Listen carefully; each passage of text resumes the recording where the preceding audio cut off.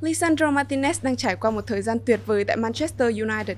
Thế nhưng hậu vệ này có thật sự xuất sắc như những đánh giá từ giới chuyên môn và truyền thông? 90 phút chạm trán với Erling Haaland, tiền đạo hay nhất ở thế giới thời điểm hiện tại, sẽ trả lời cho chúng ta điều đó. Lisandro Martinez đang ở phong độ cao, thế nhưng Erling Haaland lại quá đáng sợ. Vậy Lisandro Martinez sẽ làm gì để phong tỏa Haaland? Để hiểu rõ hơn về vấn đề này, ngày hôm nay chúng ta có cuộc trò chuyện với bình luận viên bóng đá Jason Dasey. Hi V News, this is Jason Dasey talking all about the Premier League and the big news of European football. Xin chào, tôi là Khánh Linh và đây là podcast của Zing News.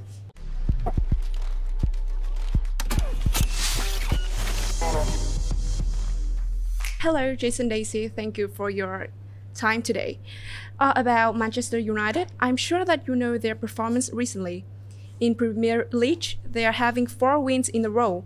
Can we conclude that Manchester United has been back, or it's just a fake dawn? I think Manchester United have done really well after such a bad start. They lost their opening 2 games heavily. It was embarrassing. They were losing to teams they were expected to beat. But over the last part of the season, they won 4 in a row. And I think Erik ten Hag has done a wonderful job to get them focused once again and make sure that they're heading in the right direction. And he gets credit for that. But what's against them is that they haven't played in the Premier League for almost a month now. I know they did play in the Europa League, so that's going to be a bit of a concern for them. So I'm not convinced yet they're the real deal. Certainly they can be challenging for the top 4. There's no doubt about that. But I think we need more time before we can say that Manchester United are back. Okay, can you see that when you watch Manchester United playing in Premier League, especially after the match against Liverpool, how do you feel about them? It seemed that it is just the new Manchester United, a team to beat. I was really surprised about that win that they got against Liverpool. That was a great performance. It was really a turning point, wasn't it, for Manchester United in the season? It gave them self-belief, and both teams went into that match having not won a game, so a lot of pressure on both sides. And I know that Liverpool are struggling a bit at the moment. They're not the team that they were last season, something not quite right with them. But even so, for Manchester United to get a win over Liverpool, their biggest rival in that game, was psychologically a big boost for them. And I think they've used that to really pick up their form since then. And then they beat Arsenal, the team currently on top of Premier League. Sure that many people will get shocked with the result. Arsenal don't have a great record against Manchester United, so I wasn't that surprised, although, of course, Arsenal had began the season very, very well. I wasn't surprised about that, but it's a significant victory for Manchester United to beat Arsenal, because Arsenal had a young side, they were riding high, they were undefeated, but Manchester United again found a way to beat one of their biggest rivals. So again, Erik ten Hag really getting the tactics right and motivating his team to get important wins. 4 wins in a row coming into the Manchester derby in the Premier League. Okay, as you see, in the 4 winning matches of Manchester United this Premier League recently, who do you think that was the most important player? We can say that is Lisandro Martinez, Marcus Rashford, Christian Eriksen, or is it Erik ten Hag?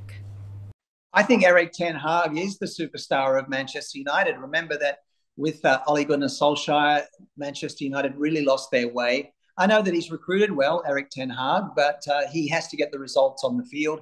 And remember, after they lost that second match to start the season, he brought them into the training ground on the Sunday to get them training, something that Sir Alex Ferguson may have done. So that was the thing about them. I think they were really impressive when it came to their response to Erik ten Hag. It's his first season after moving from Ajax to Manchester United. So for me, he's the star of Manchester United so far because he's turned them around. The British media say that Manchester United players had run more in recent matches than in the first 2 matches of the season. So do you think that the key point of the team, because it helped them deal off a lot? I think Manchester United are gelling well in terms of the players that they've brought in, and I've been particularly impressed with Lisandro Martinez at the back. He's not a big man, but he has really combined well with Raphael Varane, and a good defence is very important. Of course, Manchester United have many great attacking players, But to keep clean sheets and to really play well at the back is the key to their success over the last 4 matches. So that's something that we have to give credit for, both, the way the recruitment has happened, with Martinez coming in to join Erik ten Hag, his former Ajax boss. And that's worked really well for Manchester United, because in the midfield, they're still struggling. They're not very convincing in the midfield, but attack-wise and in defense, they are looking quite good. But you just mentioned Lisandro Martinez.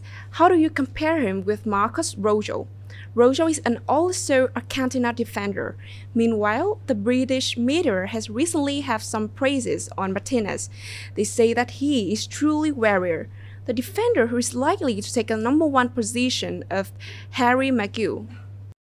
I think Harry Maguire's days as the leader of Manchester United may be over, given how well Martinez has adapted. He's from Argentina, hasn't got many caps for Argentina. He's not really a big star yet. He's only 24 years of age, but he shows that he can handle it. He reminds me a bit of Cannavaro, similar style of play to Cannavaro, the great Italian captain who won the 2006 World Cup. Again, about the same height, about 1.75 meters, but both players really play beyond their height, throw themselves around physically, and can very much deal with some of the best strikers in the world in their defensive roles. This weekend, we're going to witness one of the biggest matches in the world. The derby is Manchester.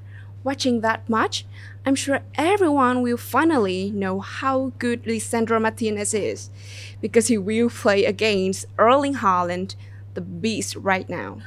Yeah, it's going to be a great matchup between Erling Haaland, who's been incredible for Manchester City since moving from the Bundesliga to the Premier League, against little Martinez. And I wonder how they will face up to each other, because the height difference is very big. One is here and the other's down there. But that doesn't really come into it. We saw what Cannavaro could do when he was in the World Cup, and, of course, playing in Serie A for Juventus. He was such a warrior for them. But can Haaland be contained? Because he is in incredible form, not just for Manchester City, but also for Norway. He's scoring goals like crazy. So it's going to be a great test for Lisandro Martinez to try and match up to Erling Haaland. I can't wait to see what happens. I'm sure that you know the result of the match between Man City and Borussia Dortmund in the second round of the group stage of the Champions League. In that match, Haaland scored against his former team. After the match, at the press conference, he said that Dortmund defenders might understand him, but still couldn't stop him. Do you think he's a bit too arrogant? Can he conclude that Haaland is a nightmare for any defenders and he will make Martinez have a sleepless night? Erling Haaland has got the best form, the most confidence. So it's not surprising that after doing so well against his former club, Borussia Dortmund, he was a bit cocky about it, a bit confident. And it's true, it's very hard to stop him. When a forward is in form like he is, when they're full of confidence and when they're making all the runs that turn out to be goals, then it is something very, very special. Okay, this is also about the Manchester derby. What do you think that about the style of Manchester United under Ten Hag? Does Man City of Pep Guardiola play the same style? Now, they play quite different styles. In this match coming up between Manchester City and Manchester United, we're going to see Manchester City with the ball a lot. They're going to have a lot of possession. They're going to use their wingers. They're going to play very, very wide on their home ground. And Manchester United will have to soak up the pressure and then hit Manchester City on the break. So the styles are very different when they come to these kind of derby matches, given the confidence that Manchester City has. Manchester United playing away from home, but they have a pretty good record actually playing at Manchester City. I know they lost the last time, I think it was 4-1, but even under Ole Gunnar Solskjaer, they had some good results in the league and the cup at Manchester City. So it's going to be an interesting match, given that both teams haven't played that much of late because of the death of Queen Elizabeth II. Manchester United has played one game less than Manchester City, and it's that last game against Arsenal was the last time that they were on the pitch in the Premier League. It's going to be a hard one to call. I think that Manchester City should win, but it won't be like the one-sided game we saw in March. It'll be a lot closer than that. So I would say probably a tight victory for Manchester City over Manchester United. given that we've had the break. It's probably the break that we've had probably hasn't helped Manchester United because they were playing with confidence, with momentum, and now that suddenly stopped. So I would say, given that, I would slightly favour Manchester City, but it's going to be a close and exciting match. Certainly Manchester United are back. They can challenge against the top sides like Manchester City. In the case of Manchester United beat Man City, can we finally come to a conclusion that Manchester United is a big contender for the Premier League title? I think even if Manchester United beat Manchester City, I don't expect them to be a contender to win the Premier League, but certainly that will say that they are top 4 contenders and very much a good chance of finishing in the top 4. Imagine the confidence. You've beaten Liverpool, you've beaten Arsenal, and then you beat Manchester City. It would give you incredible confidence, but I don't think that will happen. I think the best that Manchester United can get is probably a draw, but I am favouring Manchester City to win by 1 goal. In the previous match of Manchester United in the Premier League, they beat Arsenal, and it feels like Ten Hag copied Solskjaer playing styles.